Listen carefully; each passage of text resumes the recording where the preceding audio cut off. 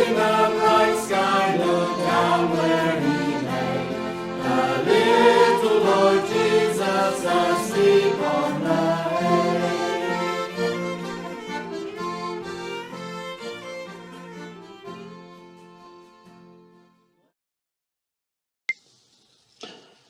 Oh, hello there.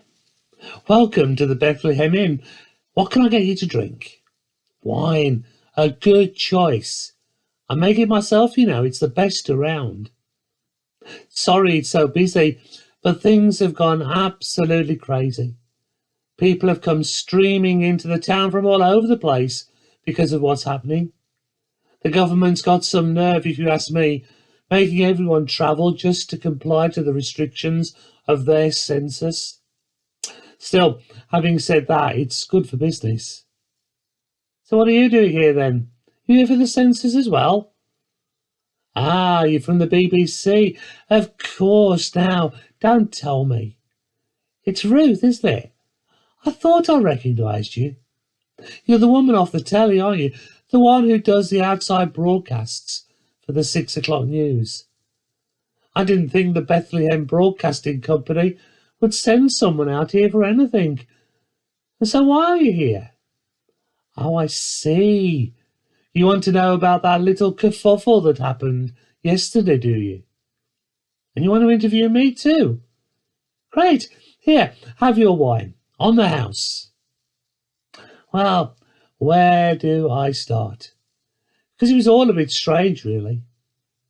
As you can see, my inn is full to bursting, and has been for a few days now.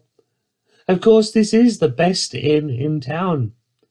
And being right here on the edge of the town, well, it's the first place people come to try and find a bed.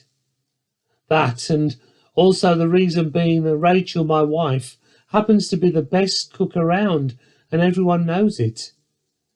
And being out here on the edge of the fields means we've got plenty of room for stables.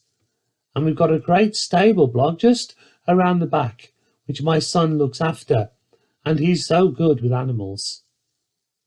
I've never had so many guests in one go. I had to put beds in every room and in every corridor, even in our bedroom, and still they kept coming.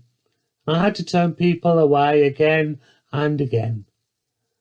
And then last night, well, I just locked up and was about to settle down for a bit of a rest when there was a knock on the door.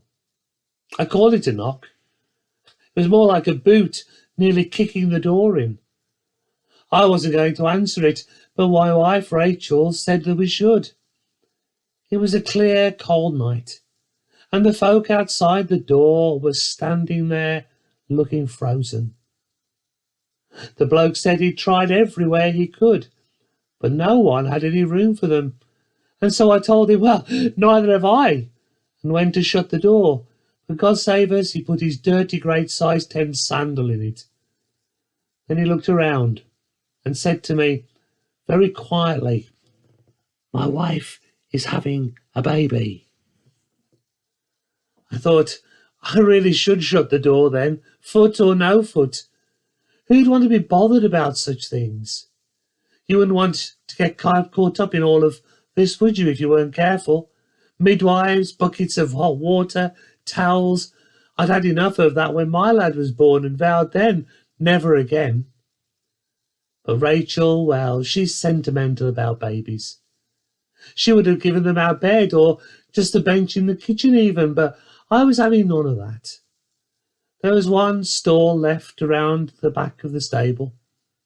It hadn't been occupied for a bit, so I offered it to them, and he seemed really glad of it. Well, by now I was ready to turn in, but no, Rachel offered them some fresh straw, and of course it was Muggins here who had to go out, clean the stall, and put the fresh straw down.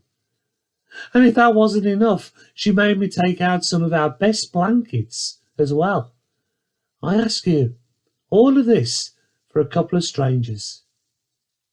And so I thought, I know, I'll get my own back. And sarcastically said, I suppose you want me to take my supper out to them as well. What a great idea, she said, and gave that to them too. By the time I'd finished all this toing and froing, it was well after midnight. My stomach was growling for hot food, but instead all I had to make do with was a bit of bread and cheese.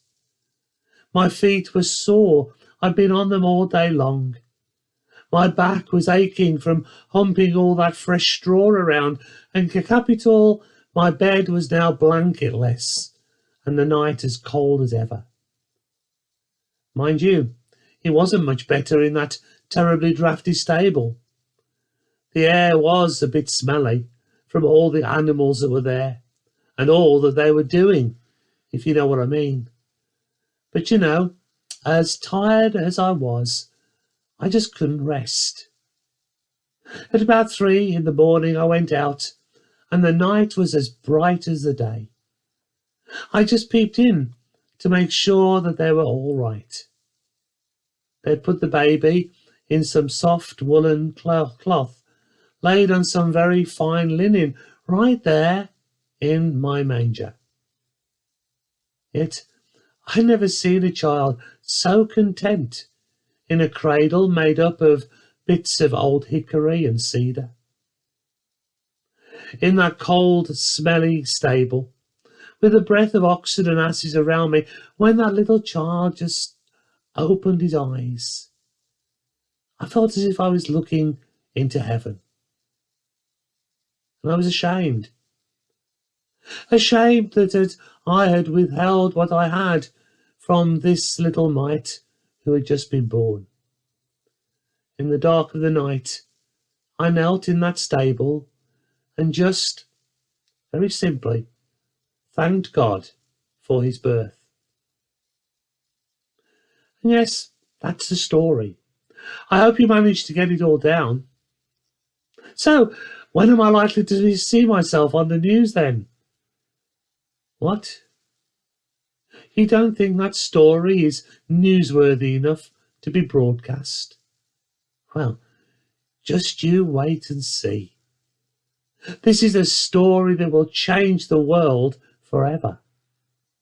That little guy is going places, I tell you. Keep your eye on him.